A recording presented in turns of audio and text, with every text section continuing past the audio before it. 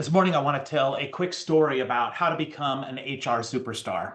Um, so, 22 years as an attorney, as a benefits consultant, I've worked exclusively with CFOs and VPs of HR for the most part.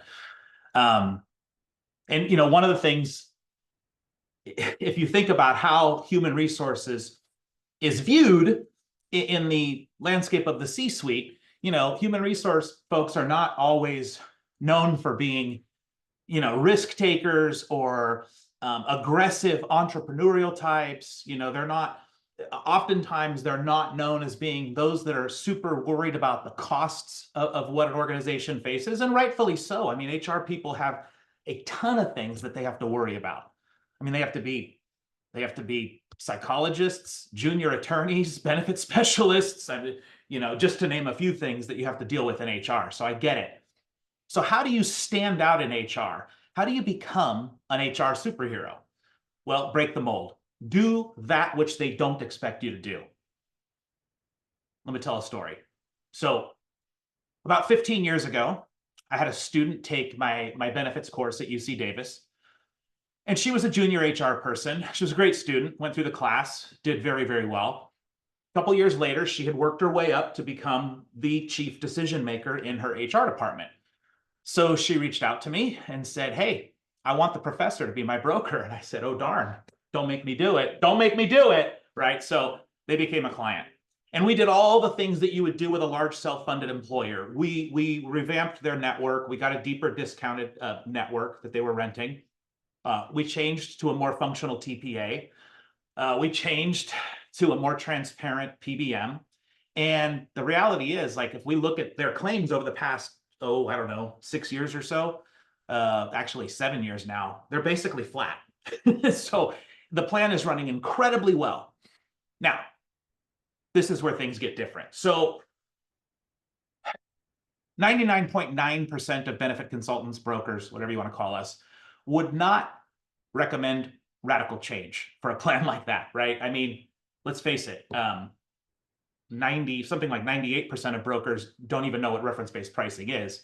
So of course, they're not going to be recommending it. And of course, brokers don't like to, I call them brokers, consultants, agents, whatever you want to call us. They don't want to do a whole bunch of work on a client they already have, right? That's risk. That's extra work that you don't need to do. So it's not normal. And an HR person sitting on a plan that's been running pretty well flat for, half a dozen years or so would also be risk averse and not want to implement change. How do you become a superstar? You break that mold.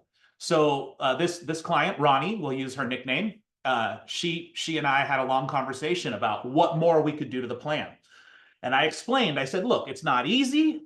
A lot of people wouldn't do this, but man, you guys are the right client.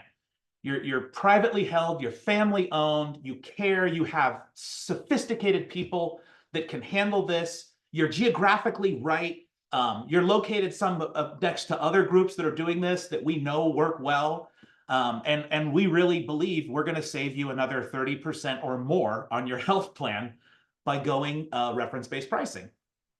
Again, it's not easy. Be ready. There's going to be more work. There's going to be glitches. You're changing the way you deliver healthcare. So it's not easy, but with the right professionals in place and the right mindset in HR, that entrepreneurial, cost-cutting, aggressive mindset that like rocks the mind of the C-suite, when you get this in HR, it's totally doable. And I think it's going to make you a hero.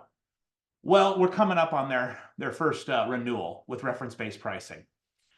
Have we had a little bit of pushback of people that did? Of course. Did we address it? Yes, immediately. This Ronnie has now told me this is way better service than we got when we had the big giant network. But more importantly, Ronnie is now going to deliver to her C-suite, her ownership team, 43% reduction in claim cost. That's right, a 43% reduction in claim cost. So overall, they're sitting at like a 27, 28% reduction in plan cost on healthcare. It's mind-blowing. And you know what? She's going to get a big raise and a big bonus, I'm almost certain, because 99.9% of HR people would not have done that. But she is now a hero. And that is the opportunity that lies in front of you, HR people. Like I said, I taught HR people at the university level for 15, 16 years. I'm going to go back and do it again now.